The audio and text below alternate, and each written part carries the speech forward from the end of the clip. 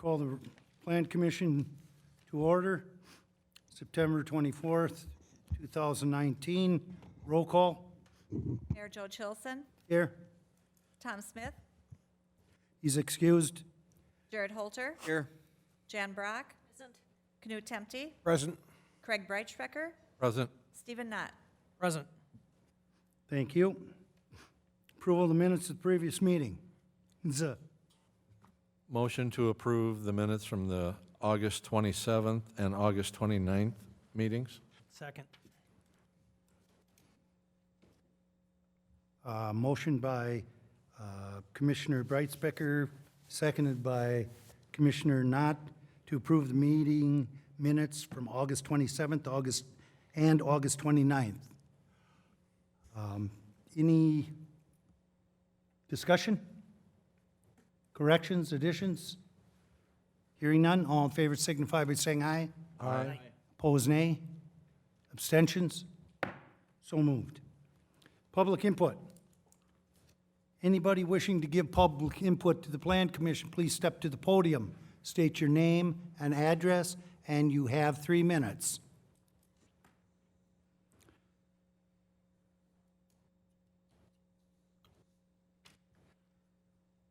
I've turned this on.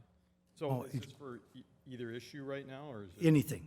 Okay, It should be on. I think it Tim. is. So my name is Matt Lewis. Name, did you say address, Mayor? Pardon me? 1985 Sandalwood Drive. And I guess I wanted to talk about the conversion of the R160 zoning to the planned unit development. Okay? Yep. So I'm a little unclear in this, and I'm a little late to the party here with the comprehensive planning and all that, so admittedly, but it looks to me like the R160 zoning is pretty unique in Unalaska. In fact, I think our neighborhood may be the only one that has it. And if I look at it correctly, it looks like basically it's R1 zoning, but it allowed a smaller lot than the typical R zoning, which I think was a 70-foot width versus 60-foot. And I think there's a different backyard setback as well. So the thing I didn't understand with the planned unit development application is it doesn't list conforming uses or conditional uses. So I'm assuming that the intent is that this is no longer an R1 zoning in this neighborhood, and if that's the case, if that's the way the comprehensive plan is moving, to move all the residential R1s to a planned unit development, wouldn't they not all occur at once, or is it just our particular neighborhood that we're gonna do that with? Or, and that's my question, my concern is that if really the intent is to allow a more dense, I guess, residential occupancy in that neighborhood versus an R1, then I guess I'm gonna register my objection to that at this point. Okay. Thank you, Matt. Anyone wishing to give public input?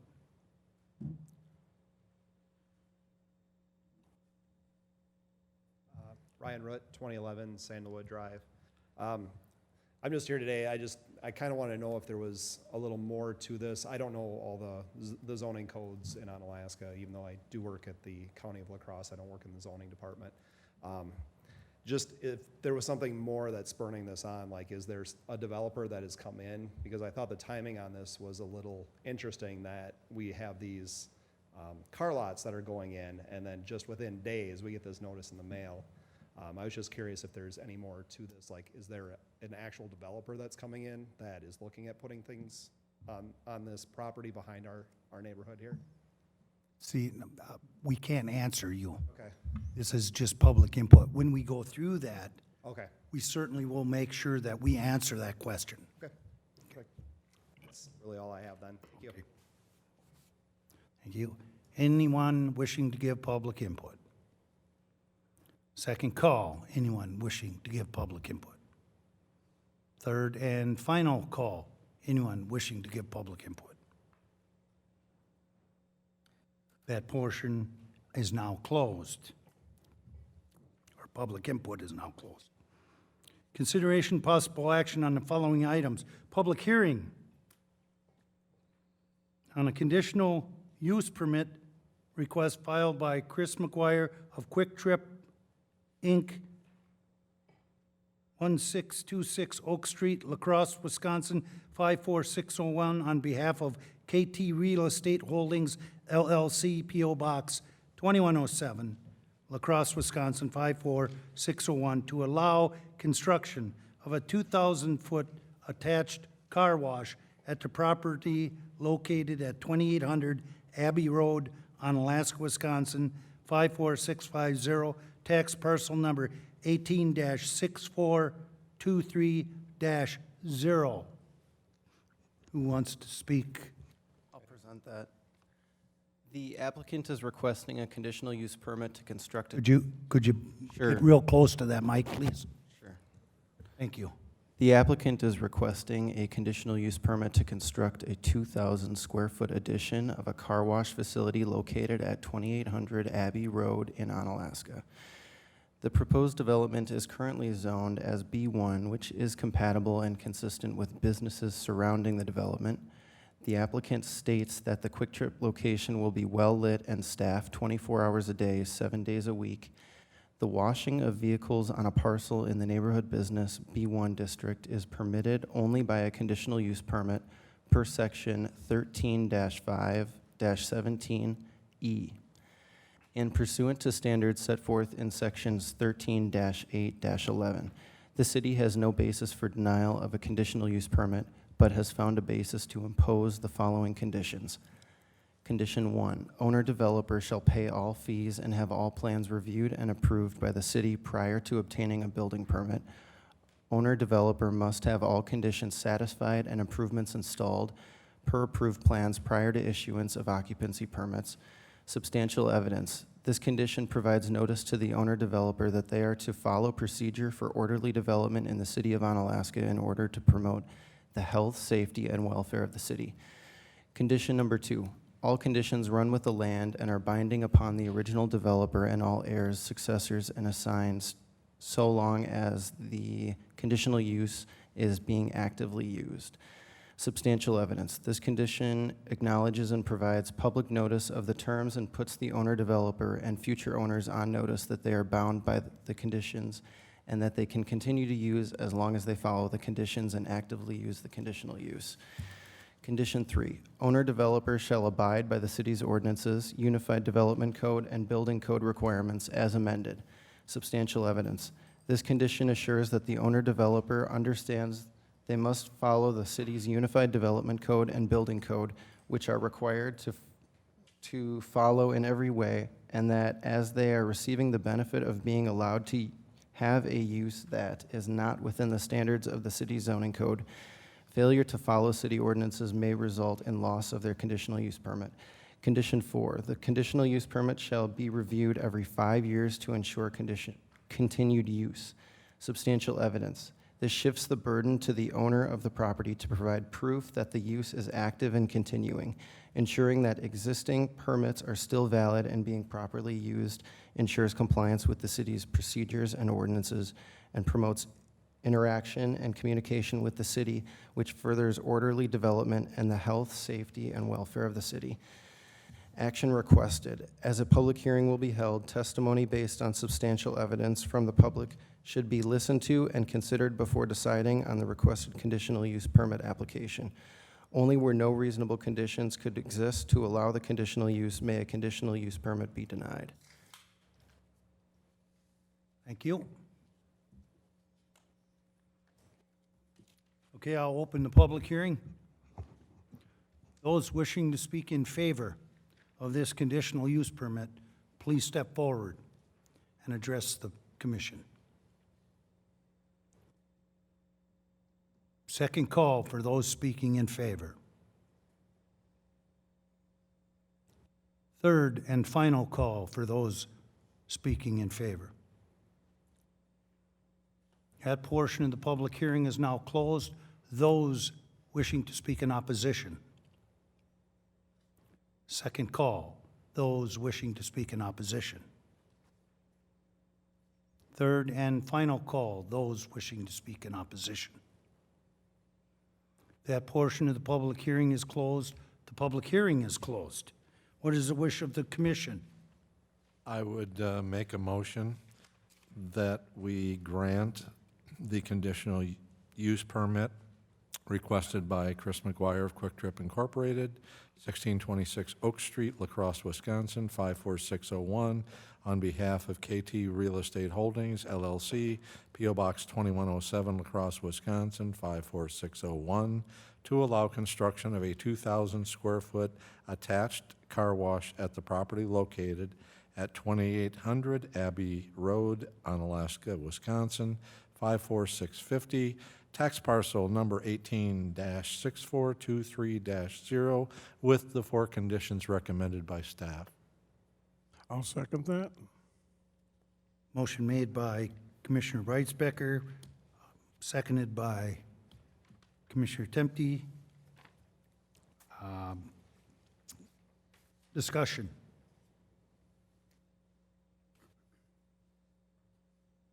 Hearing none. All in favor of the motion signify by saying aye. Aye. Opposed, nay. Abstentions?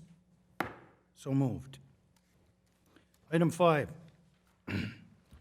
public hearing and consideration of a general development plan for a planned unit development, PUD, application filed by the City of Onalaska, 415 Main Street, Onalaska, Wisconsin, 54650, to replace the R160 zoning district for the Country Air Estates subdivision containing 57 lots for single-family dwellings.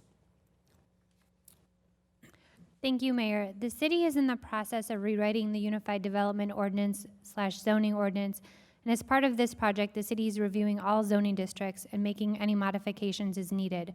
All properties within the Country Air Estates subdivision are currently zoned R160, as approved in 1988. As part of the project, the city intends to eliminate the R160 zoning district, as it only pertains to this one neighborhood, and instead create a planned unit development overlay district that has the exact same special property development regulations as the subdivision has today, just regulated by the city in a different way. Essentially, the planned unit development will ensure that the way residents in this subdivision have used their properties will continue on in the future.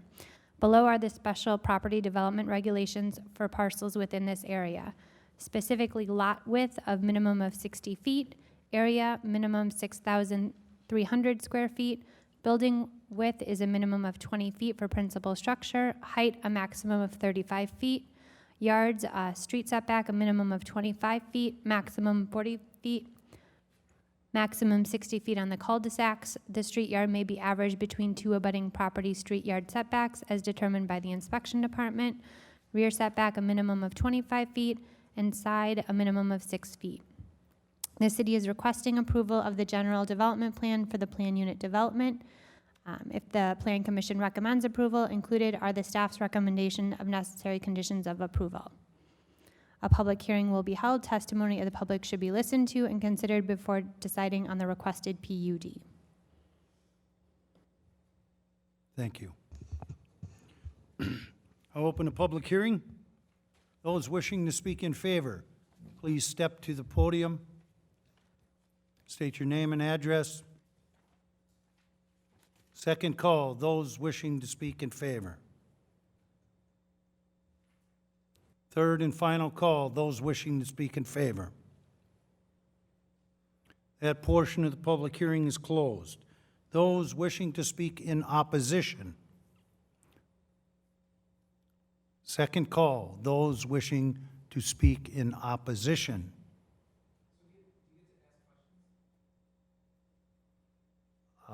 Chair? This would be a good time to come forward.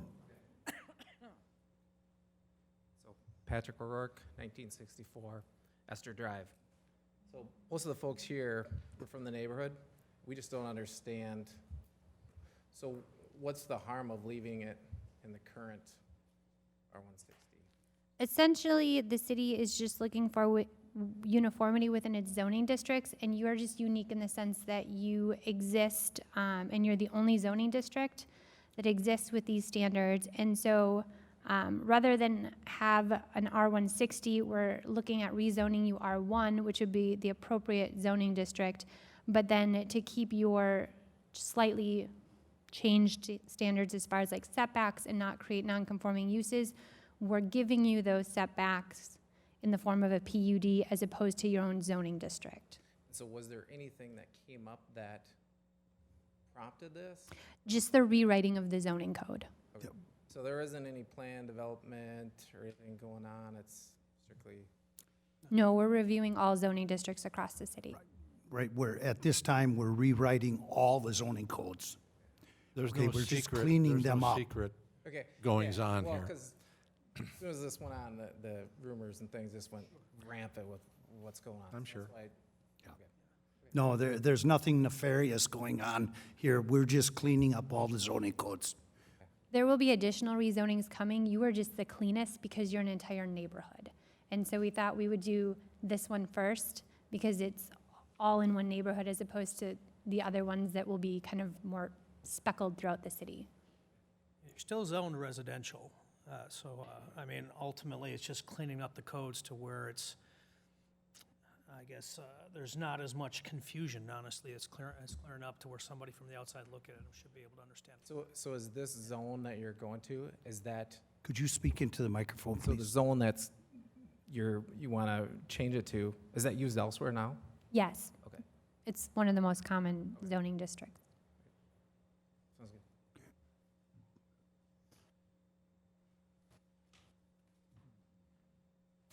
Thanks for the opportunity to ask questions. I didn't realize we'd be able to do that. But I guess, again, the one thing I see missing in the planned unit development is in the R160 right now, it lists permitted uses.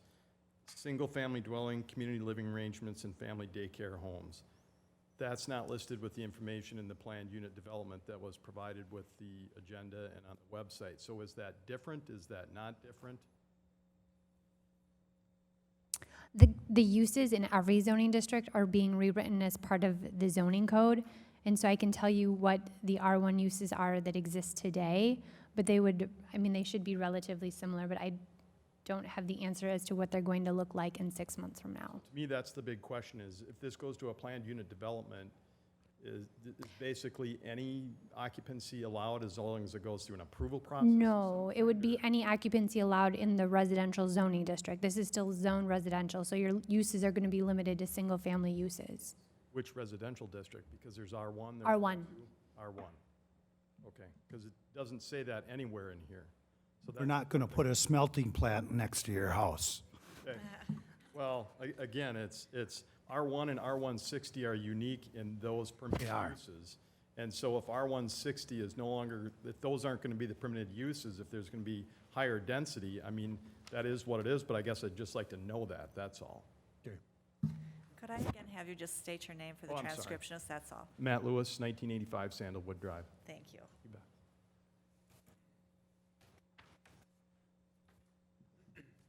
Joe DePool, 1917 Esther Drive. So basically what you're saying is it's going to stay residential, but in R1, there's not going to be a limit to what people can have in their houses as far as people staying? The difference between you guys and R1 are just those things that I read off, the setbacks essentially. And so we're moving you to R1, and then we're creating a way for you to keep your setbacks. And the reason we're doing that is because if we don't do that, you're all considered non-conforming uses. And so if you wanted to remodel your house, you'd have to come into conformancy with the R1 setbacks, which would be impossible. Sure. And so we kind of created a problem back in 1988, or it's something that worked in 1988 that maybe doesn't work in the zoning code today. And so this is the best way we can fix it and keep you with your same standards. So if we do make changes to our houses and things, it will be the R1 at that point instead of what, and it's all based upon what you said with the setbacks and things like that. Yeah, it would be the same R160 setbacks. That's why we're creating the PUD. Okay. And there's R1 right now existing in Onalaska? Yes. Is most of the city R1? Okay. All right. Thank you. Anyone wishing to speak in favor? Pardon me? Oh, opposite, I'm sorry. Okay. Anyone wishing to speak in opposition? Second call, anyone wishing to speak in opposition? Got my sides twisted there for a minute. Third and final call, anyone wishing to speak in opposition? That part of the public hearing is closed, and the public hearing is now closed. What is the wish of the commission? I would make a motion to recommend approval of the general development plan for the planned unit development application filed by the City of Onalaska, 415 Main Street, Onalaska, Wisconsin, 54650, to replace the R160 zoning district for the Country Air Estate subdivision containing 57 lots for single-family dwellings with the 4 conditions recommended by staff. I'll second.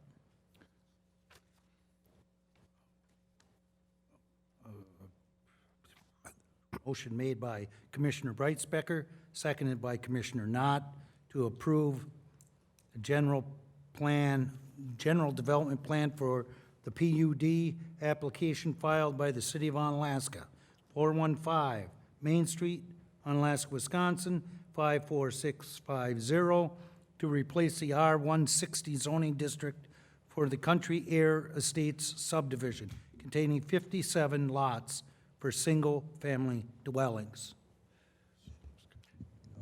You read correct. Oh, I didn't hear him say R160, that's why I was Okay. going to question, but you said it, so it's all correct. Okay, okay. Is there any discussion on the motion? Yes, Jared. Yeah, I just wanted to alert everyone that city staff, engineering, planning staff have not had any inclinations of anyone coming in that you have brought forward tonight. City staff has been working diligently with the attorney's office and planning staff on rewriting the zoning code, and this is just the first of many different changes that's going to come in. As Attorney Jackson said, the changes tonight are to clean up one particular area that made the most sense because it's not spread out throughout the city. And this will still give you the same latitude that you have with your current zoning, but you'll be zoned R1, which I would guess probably 20% of the city is zoned R1. So that is the most prominent single-family zoning district for your type of housing stock that you see in your neighborhood. So just wanted to just throw that out there as a vote of confidence for what we're doing here from a staff level. Commissioner Brock, Just a question on condition number 2. would you please speak into your microphone? Just Thank a you. question on condition number 2. Any future improvements to these parcels will be subject to additional city permits. These would be the same permits that anyone in any zoning would have to have? Okay. Yeah, that would be like your building permits or Right. any Okay. necessary So permit. it's nothing No. different. Okay, and secondly, is 1957 Esther Drive, I'm going to pull this down and hopefully make it easier for you. okay, is 1957 Esther Drive one of those lots that doesn't have any number on it, on my map? I couldn't find it. 1957 Esther Drive, it's listed on the list, but I didn't see it on the map. I think it's just a typo that there's a lot there, but it just isn't shown on Is it the shown? address I'm saying map. It Yeah. goes right here, right? Yeah, correct. Okay. Yep. I just want to check. Thank you. Okay, good. Commissioner Brightspecker. Just again, in plain English, you're not losing anything. And the PUD status protects what you currently have in place. But the R1 designation just brings the overall development in line with other single-family residential areas in the city. Just makes everything uniform and clean. But the PUD protects everything that you have now. Okay, anyone else? Okay, there's a motion on the floor. All in favor signify by saying aye. Aye. Opposed, nay. Abstentions? So moved. Item 6, discussion regarding proposed changes to the new sign ordinance in the Onalaska Code of Ordinances. Here's a summary of proposed changes to the new sign ordinance.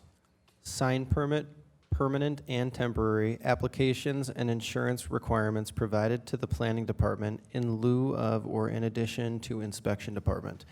If signs are installed appropriately, the city will charge an administrative processing fee of $100 to the property owner applicant. Signs not requiring permits. Banners on utility poles allow private properties to install double-sized banners on private utilities provided they are less than 10 square feet overall. Removed content-based regulations for what can be shown on an on-site directional sign. Allow directional signs to be up to 15 square feet overall, maximum height of 6 feet, maximum of 2 sign faces, and a minimum of 20 feet from another freestanding sign. Remove duplicative language regarding the city's ability to remove temporary signage in the boulevard. Removed references to Chapter 7 mobility standards for vision triangle requirements, as the chapter will no longer exist post-UDC rewrite project. Instead, refer to Unified Development Code. Removed language allowing painting curbs right-of-way as regulated elsewhere in Code of Ordinances. Sign structure area, only count the square footage of the sign, no longer counting base as overall usable square footage. This was a change in the 2018 sign ordinance rewrite, and it caused issues for new signage. Staff recommendation to return to previous regulation.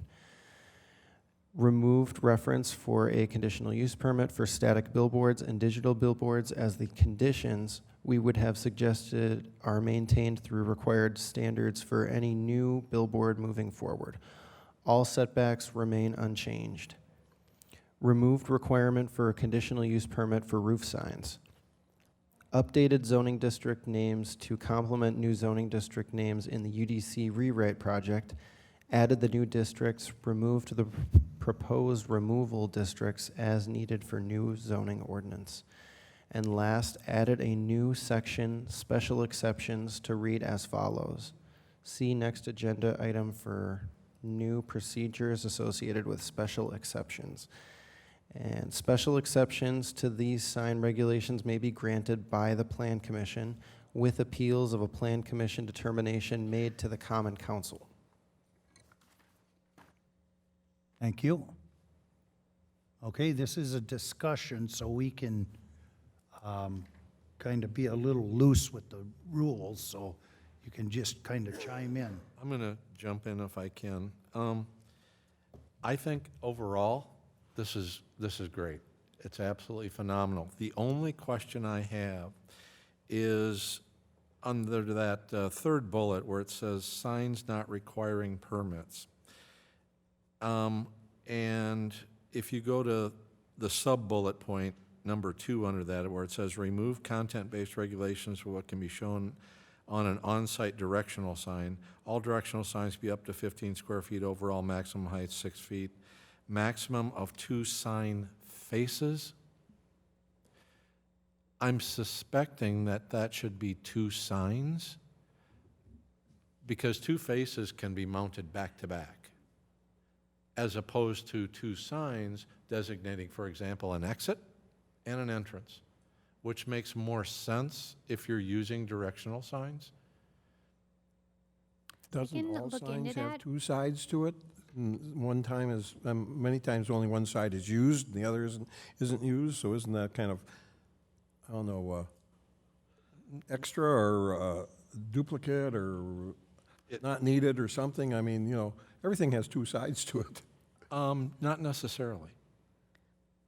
Craig, I can look into it, but I think it you're is thinking like intended to electronics. capture like the arrow sign that might be a 2-sided sign pointing you to like a drive-through entrance or exit, or something that says entrance and it does say it on both sides. So I think the intent was 2 sign faces, but I can look at that. But those faces are mounted back to back. Correct. My question then is, what if you've got 2 accesses? And we've run into this several times with some of the new developments. I don't know what Dahl's situation is, but they may have the same thing. I know we ran into this out at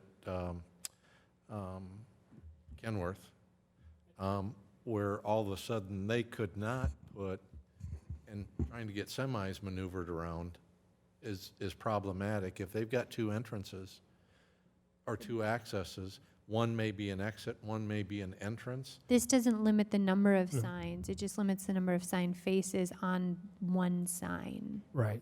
So it's not a tri-corner or three-faced sign. The bullet point is which signs do not require permits. And so we're eliminating the content based on what is on the sign for a directional sign. So we can't have like a three-sided or four-sided, block sign. They're only wanting two faces that on a sign that does not require a permit. That sign can also maximum of 6 feet, or is questionably a directional sign if it's more than 6 feet. And it's a minimum of 20 feet from another freestanding sign. So it's allowing, I think, exactly that it's not restricting the number of signs on a lot. It's simply saying this particular sign has these particular standards. It Okay, needs to be and I followed. misunderstood that, and it wasn't clear to me. Yep. Maybe we might clean that up a little bit so it's clear to everybody else too? There'll be a whole ordinance forthcoming. This is just Okay. kind of a general discussion on the proposed Yeah. changes. Yep.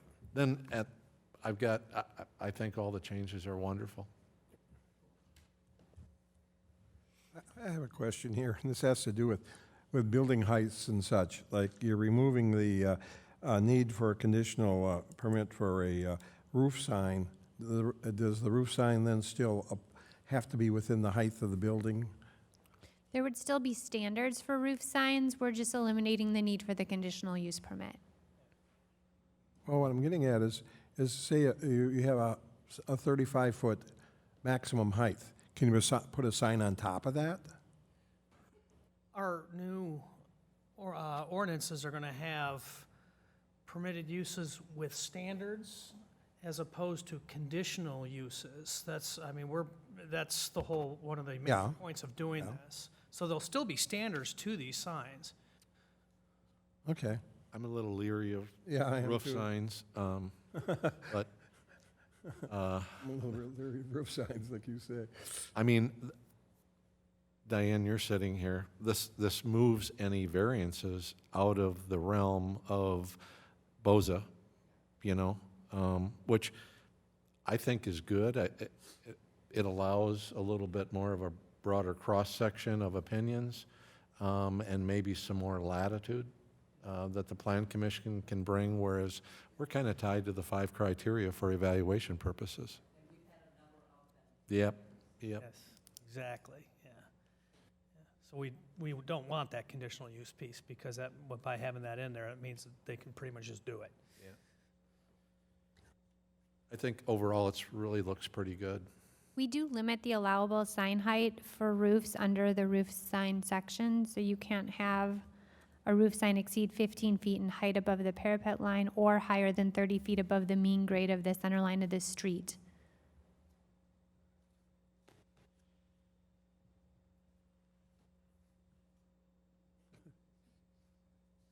Any other discussion?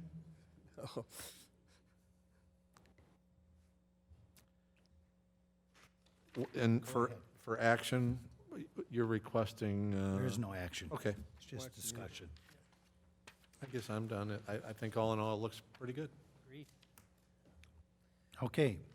Item 7, review and consideration of the new sign ordinance in the Onalaska Code of Ordinances pertaining to special exceptions requests. Thank you.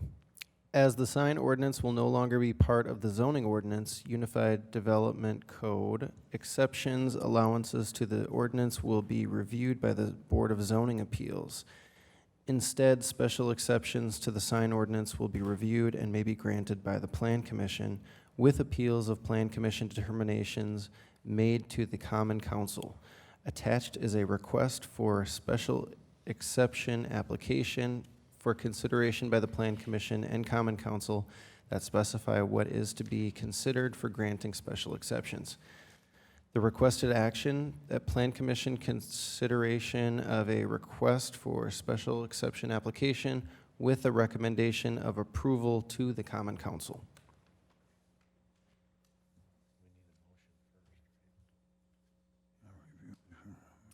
So just to follow up on Craig's comment earlier, because it's no longer going to be in the zoning code, that did open it up for a different review mechanism. And so Katie and I did look at different alternatives that other cities do, and we felt that this kind of gave us the same latitude that we previously had, and then we kind of incorporated into that information that we felt would be appropriate for you to review with that. And then it does require under there that it not create an unnecessary burden. And so there are different criteria to kind of consider with that. And that's what those questions kind of walk through. I think with that, if I may, Can we make a motion so we can that's discuss what I it? was just going to do. Okay. I was going to make a motion that we recommend to the Common Council that we approve the request for special exception application. Okay, motion made by Commissioner Brightspecker, seconded by Commissioner Knott to move on to council recommendation to approve the new sign ordinance in the Onalaska Code of Ordinances pertaining to special exceptions requests. Is there a discussion? When I looked at this form, I thought it was fairly comprehensive, but not unduly so. I think it provides all the information that staff needs to present or bring to the Plan Commission, that we can make an intelligent decision related to this.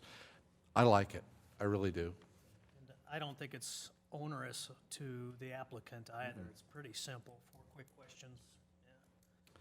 But yet comprehensive and room for, yep. Anybody else? All in favor? Signify by saying aye. Aye. Opposed, nay? Abstentions? So moved. Item number 8, review and consideration of invoice number 018-021-16 from Hoisington Kegler Group, Inc. for UDC zoning rewrite project. Attached is the 16th invoice for the UDC zoning ordinance rewrite project totaling $12,826.02. Original contract amount is $90,000. Billed to date is $89,999.25, and the current payment requested is $12,826.02.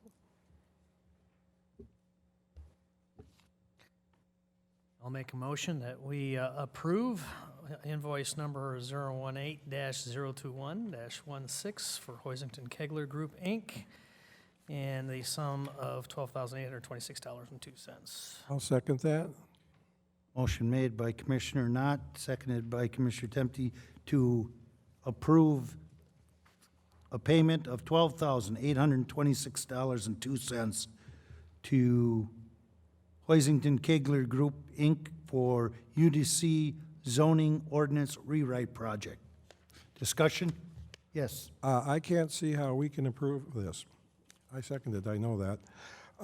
The original contract was for $90,000, of which only 75 cents left, and there is nothing in the agenda item here saying that we have any authority over the $90,000. So if that exists, this paperwork is missing from this agenda item. Just to clarify, this would be bringing your total payment up to that $80,999. Okay, good question. Okay. Any other questions? All in favor signify by saying aye. Aye. Opposed, nay. Abstentions? So moved. Item 9, discussion related to Onalaska Unified Development Code UDC zoning rewrite project. Discussion about regulations for, well, let's take them one at a time. Home occupations.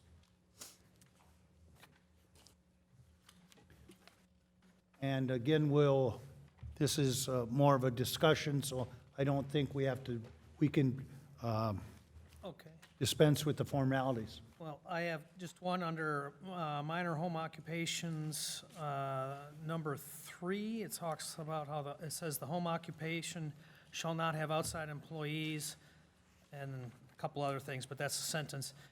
Based upon some of the input that we had at the last meeting, I wonder if we should change that to shall not have outside employees that work on the premises. Because we had talked about if, what if you have employees that are working for you basically through an internet connection, telephone, what have you, that could be in other states, other cities, other municipalities. And I mean, are we really concerned about that, or is it that we don't want them as full-time employees inside that house?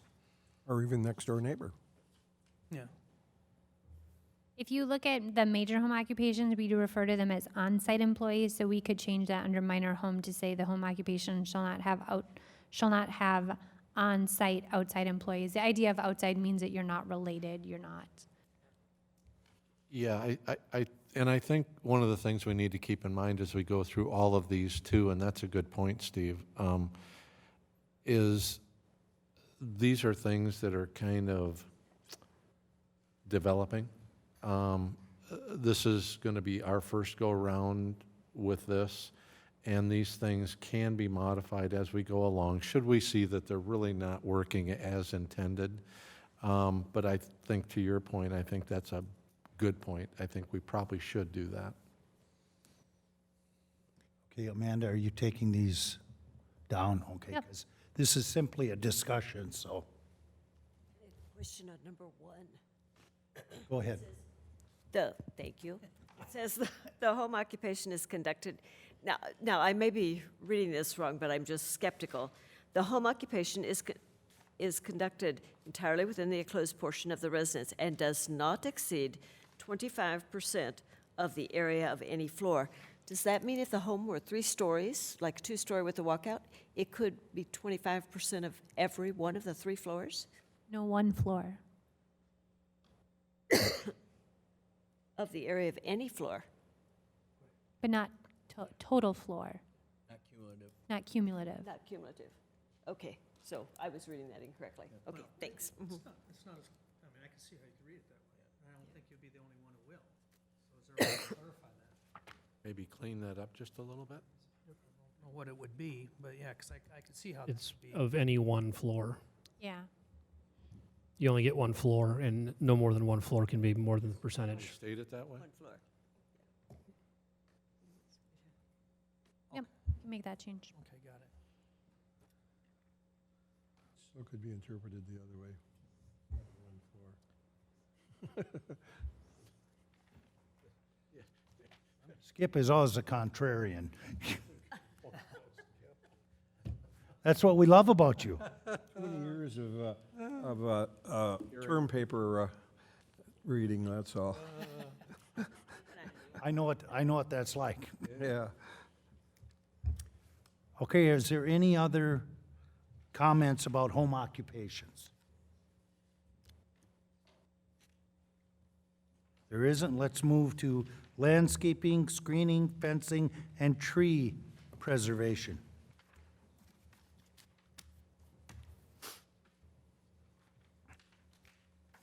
There was a memorandum included in your packet regarding some proposed landscaping standards. If anyone has any feedback on any of those. I have a question, and Go ahead. at great risk of maybe sounding ignorant, I don't know. Under the landscaping, paragraph I, minimum size of planting shall be as follows. And then it's got canopy trees, 2.5-inch caliper, ornamental trees, 1 point. What does that mean? I don't know what a caliper is. Inch diameter, Trunk, right? trunk diameter. Trunk diameter. Okay, got it.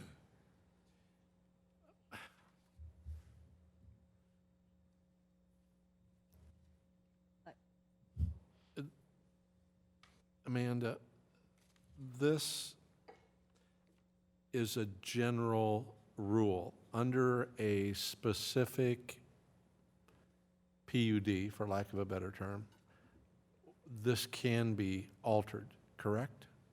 If you did a PUD, yes. Okay. Yeah, because a PUD is like Be spriting your design own. your own, yeah. It's like design your own, yeah. Just making sure. Just one thing that confuses me. If I want to plant a tree in the boulevard, which is city property, do I need a permit? Say that again? If I want to plant a tree on the boulevard, within the sidewalk, then that's city property, do I need a permit from the city to plant a tree on their property? I think you need permission. Correct. Technically, you're not allowed to plant anything in the city boulevard. Okay. Does that mean to No. eliminate anything either? Now, yeah. Now, our conditions of approval do have, as part of some of the plats that come in, says you have to plant 2 boulevard trees when you do the house. So that would be part of the landscaping plan submitted with the home building permit. Well, my sprinkler system doesn't sprinkle the boulevard. I've thought about expanding it. Do I need your permission to expand my sprinkler system into the city property? There is a permit for such activity. So, thank you. I've got one here on C, under landscaping. Landscape plans shall be prepared by a registered landscape architect for various things. Like, are all landscapers registered landscape architects? I mean, what if you just go out to River City? Are there people all registered landscape? Yeah. Rivers, some of the larger landscaping firms typically do, and actually the reason that's in there is because over 1 acre, so you're starting to get a big enough development that we feel that we want to have a professional plan where it's just not someone throwing some things together, that it's got a rhyme and reason to it. So that's the reason that that's in there. The only thing you could add would be some other professional as approved by the city or something, but that's the reason that's in I there. just wondered how many of those are in our area. Well, there's quite a few. Quite a few. Yeah, okay, I just wondered. You don't want me to do it. Because what I know about that is you could fit in a hollow pea. You're talking about a 1 acre property. You might Yeah, have right. Larger than water 1 acre. runoff concerns. yeah. I mean, you can't just have anyone go into what they want. But I was just thinking, I have a 2.5 acre property, and I don't think well, yes, he was. Jay Fernholz is a registered landscape architect, so, yeah. But I think that's an important element to have in there, and I speak from personal experience, because when it's done by somebody who's unqualified, things do not work right. Okay, are there any other comments about that piece?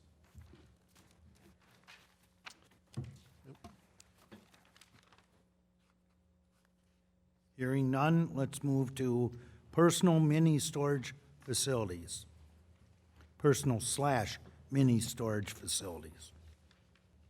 So I had passed out some late design standards. If you just want to take a moment to look at those, specifically related to the mini storage facility, one of the things that we are considering is whether or not there should be a possible minimum acreage requirement for mini storage. But otherwise, in the new zoning code, mini storage facilities would be only permitted in the industrial zoning district, and then these would be the necessary standards.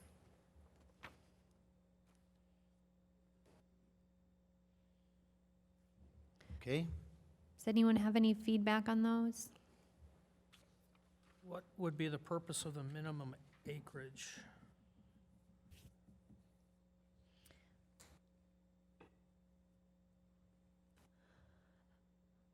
Just to, I guess, ensure that it's a well-designed site. We are seeing sometimes right now, people are trying to just fill their space, so they may have the mini storage as a secondary use, where they have leftover acreage, and so they're putting mini storage on properties that maybe were not intended for that, just simply because they have extra acreage. Alternatively, irregular size lots. That was one that was recently done. It's just something that is a standard that's out there, and so we're putting it forth to you to see if there's any interest. I think it leads to orderly development. What we're seeing is, as Amanda stated, we're seeing irregular shaped lots, or someone has a structure with the back side of it that they aren't using, and they just want to put in some mini storage for extra income. So it's not the primary, typically it's not been the primary purpose of the parcel, so. Or people using existing lots that aren't anywhere near this just to store things for other people, that really diminishes the quality of the neighborhood. There's one by me. So without, I guess, taking a formal vote, is there kind of a desire, a head nod maybe, yes or no, as to whether or not a minimum acreage is something that the Plan Commission would be interested in? Or comments? What zones, again, would mini storage be allowed in? Industrial. Industrial. I mean, I don't know. I guess I would think the acreage requirement would be determined by the market demand and whether or not they can make a profit on putting it in. I mean, 1 acre, is that just random? I mean, maybe I could have a industrial zoned plot of land with half an acre and I can make a reasonable profit off of that. Yeah, it's more economically feasible. I just don't know. I mean, I don't know. I mean, it just seems as this, Is it necessary to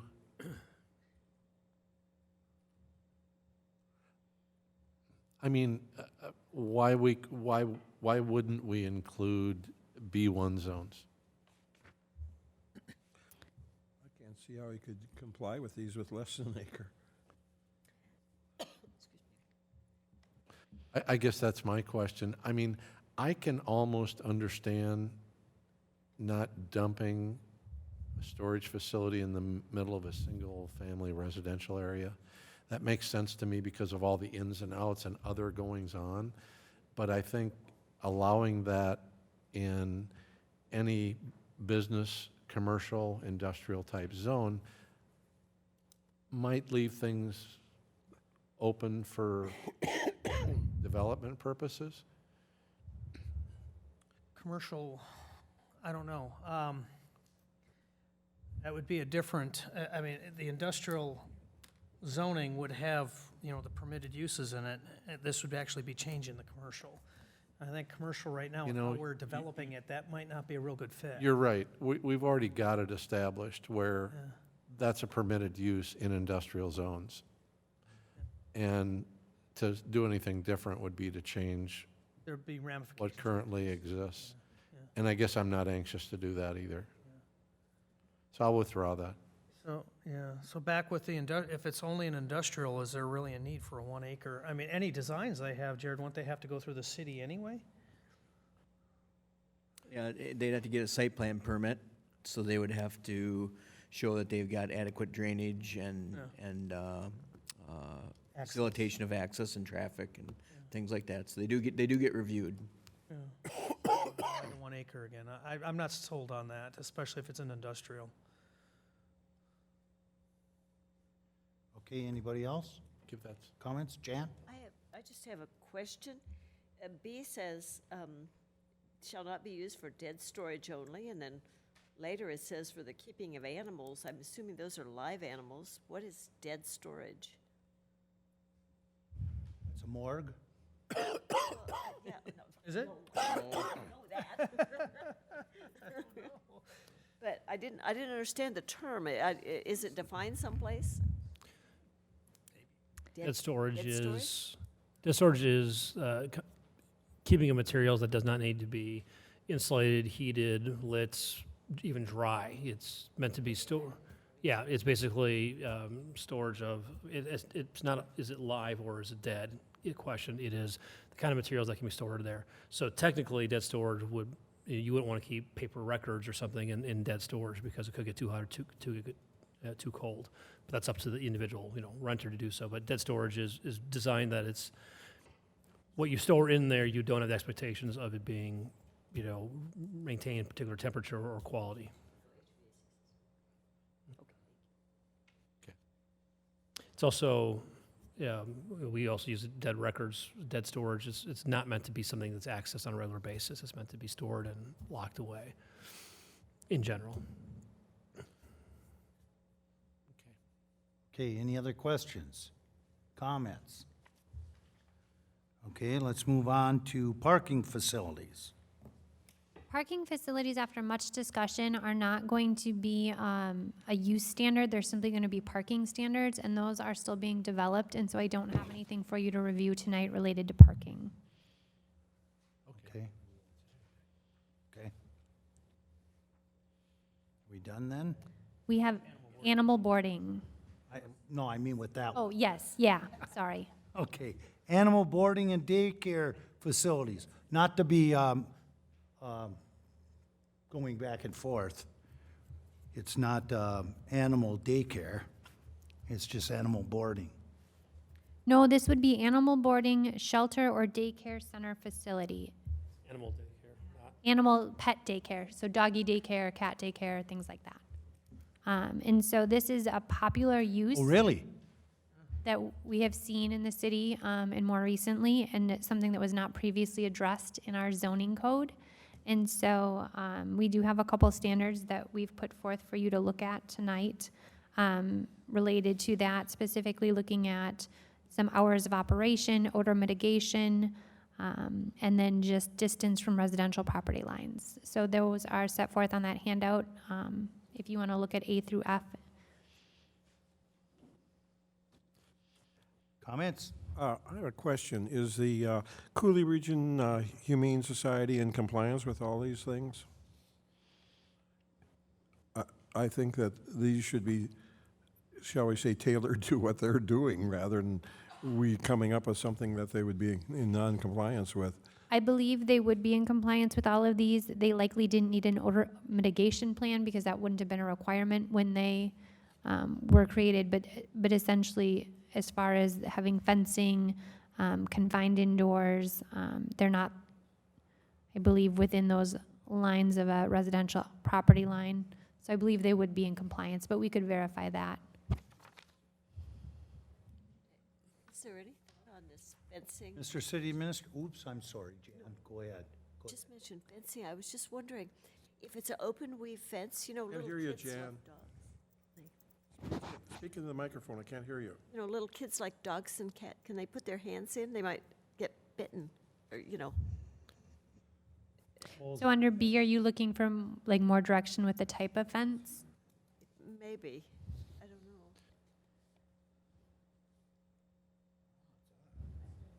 know. I don't, right up. Jan, are you suggesting that the hole sizes in any fencing be reduced to, No, just you know, like children love animals, you know, and sometimes I notice when the animals are out, little kids walking by will go up and try and stick their fingers through the fence if it's an open weave fence, like a, what do you call those, chain link fence. a finger is not very big?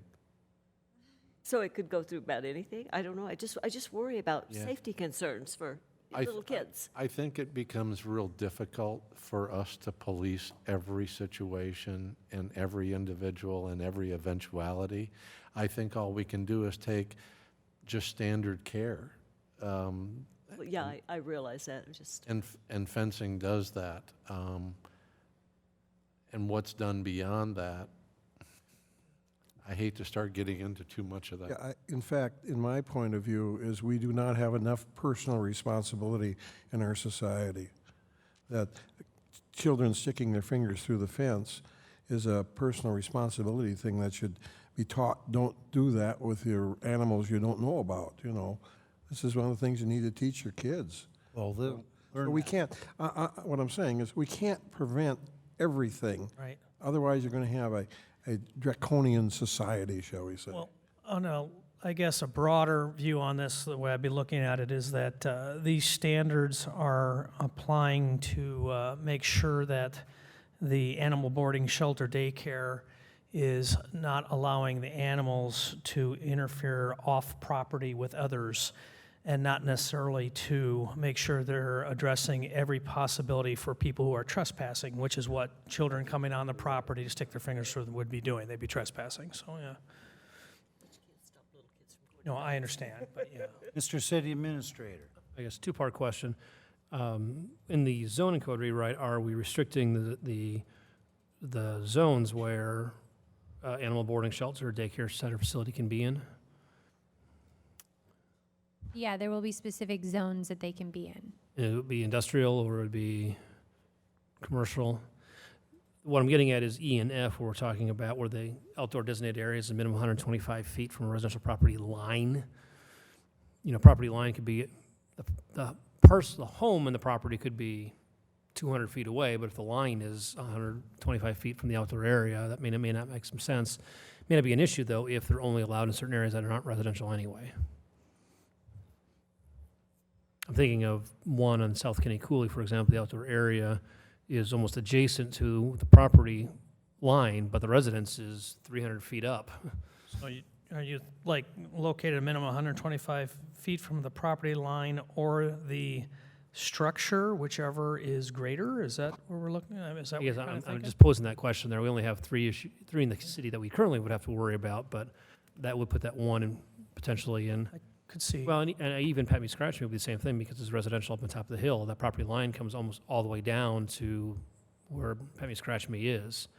So I guess that'd be my one concern, look at that rewriting, is make sure that it's the distance from where people would be habitating that's the issue, not where the property line is the issue. I agree. I think that's a good point, Eric. Yeah. Got one. Anybody else? Comments? Would you like a motion? I would love a motion. I would make a motion to adjourn. I'll second it. Motion by Commissioner Brightspecker, seconded by Commissioner Tempty to adjourn. All in favor signify by saying aye. Aye. Aye. We stand adjourned at 8:00.